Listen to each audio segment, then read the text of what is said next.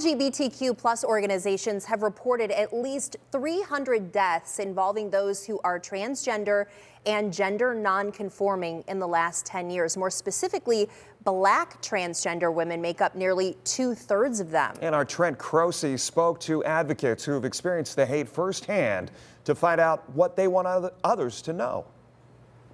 The Stonewall riots in the 60s were a monumental moment for the LGBTQ plus community. Those impacts have made their way onto places like here, the Toledo Love Wall. However, advocates I spoke with in the community say there's been a lot of animosity they want turned into acceptance, especially for the Black transgender community.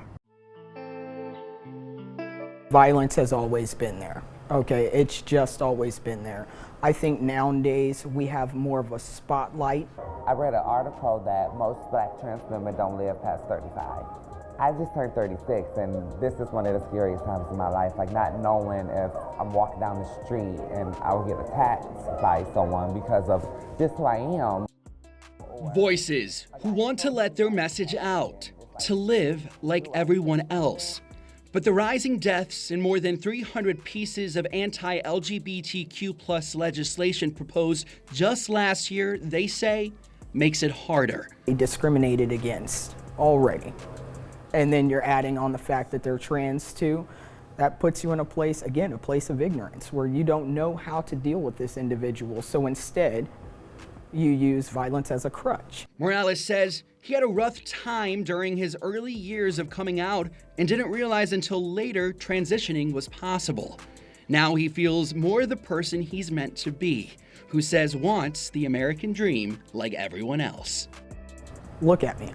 I am just like you. I work hard so I can make money, so I pay bills, so I can take care of myself and my family, so that, you know, I can live a comfortable and nice life. For London Desmond Asia, she's Black, transgender, and a woman, layering the identities which statistics show place her at the highest risk of being attacked.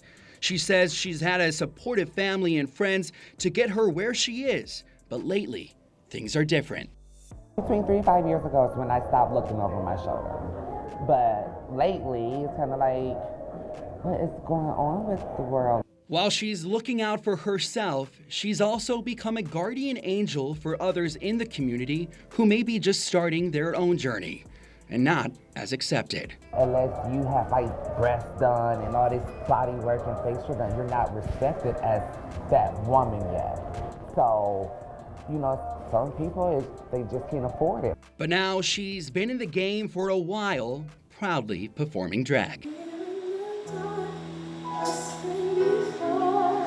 never know, one of your children might come out like me. One of your grandchildren might come out like me. Your great-great auntie might have had a secret and was just like me, and you never knew. Here they call Georgie's 419 a home for people like them to come together, to feel safe, seen, and human. They say many on the outside have not gotten to know them for who they are on the inside. So like, practice what you preach. Like, you want respect, give it.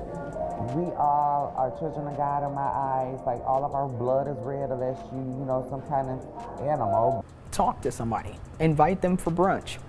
The gays love brunch.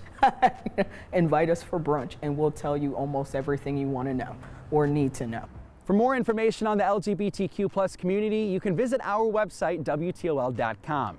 There you'll find educational information as well as organizations you can learn more about whether you're in the community or not. Reporting in Uptown Toledo, Trent Croce, WTOL 11. We've been celebrating Black History Month all month long here on WTOL 11. We also put together a Black History Month special. If you missed any of our stories or that special, you can watch them on WTOL 11 Plus. That's an app on your Roku or Fire Stick, or WTOL 11's YouTube channel, and you can catch it there.